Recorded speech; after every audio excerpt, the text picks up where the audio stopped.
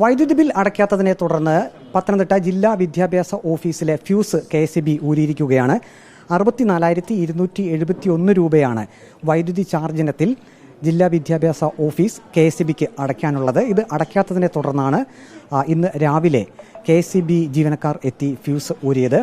ഇവിടെ 34 ജീവനക്കാരാണ് ഈ ഓഫീസിൽ ജോലി ചെയ്യുന്നത്. നമുക്കറിയാം, ഇപ്പോൾ കനത്ത ചൂടുള്ള ഒരു സമയം കൂടിയാണ്. ഈ വൈദ്യുതി ഇല്ലാത്തത് കൊണ്ട് തന്നെ ജീവനക്കാരെല്ലാം കനത്ത ചൂട് സഹിച്ച് ഇവിടെ ജോലി ചെയ്യേണ്ട ഒരു സാഹചര്യമാണുള്ളത്. രാവിലെ 11 മണിയായി. 11 മണിക്കാണ് ബോർഡുകാർ വന്ന് 2 ജീവനക്കാർ വന്നിട്ട് ഫ്യൂസ് ഊരിക്കൊണ്ട് പോകുമായിരുന്നു.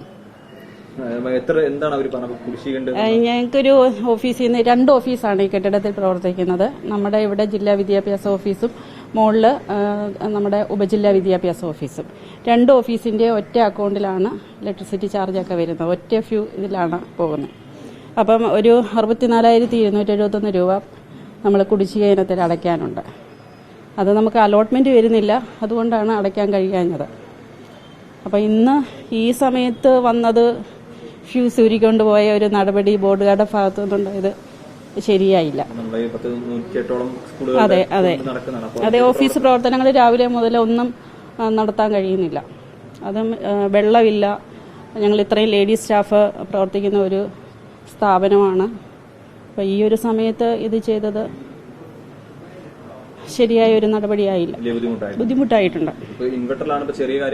അല്ല, അതിപ്പോ നിൽക്കും.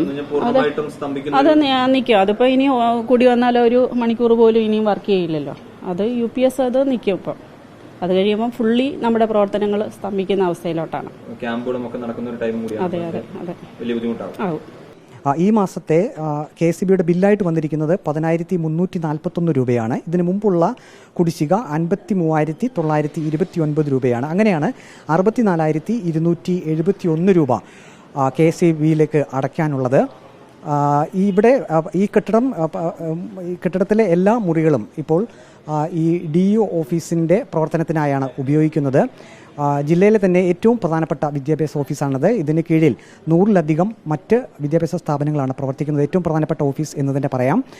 ഏതായാലും ഈ വൈദ്യുതി ബിൽ അടയ്ക്കാനുള്ള ഒരു നടപടിയിലേക്ക് വിദ്യാഭ്യാസ വകുപ്പ് ഇതുവരെ പോയിട്ടില്ല. ഈ ഒരു വിഷയം ഉന്നത ഉദ്യോഗസ്ഥരുടെ ശ്രദ്ധയിൽ പെട്ടിട്ടുണ്ട്. എത്രയും വേഗം തന്നെ KSEBയുടെ കുടിശ്ശികയുള്ള ബിൽ അടയ്ക്കുമെന്നാണ് അറിയാൻ കഴിയുന്നത്. വീഡിയോ ജേർണലിസ്റ്റ് അജി കൊടുമണ്ണൊപ്പം റിപ്പോർട്ടർ പ്രവീൺ പുരുഷോത്തമൻ, റിപ്പോർട്ടർ, പത്തനംതിട്ട.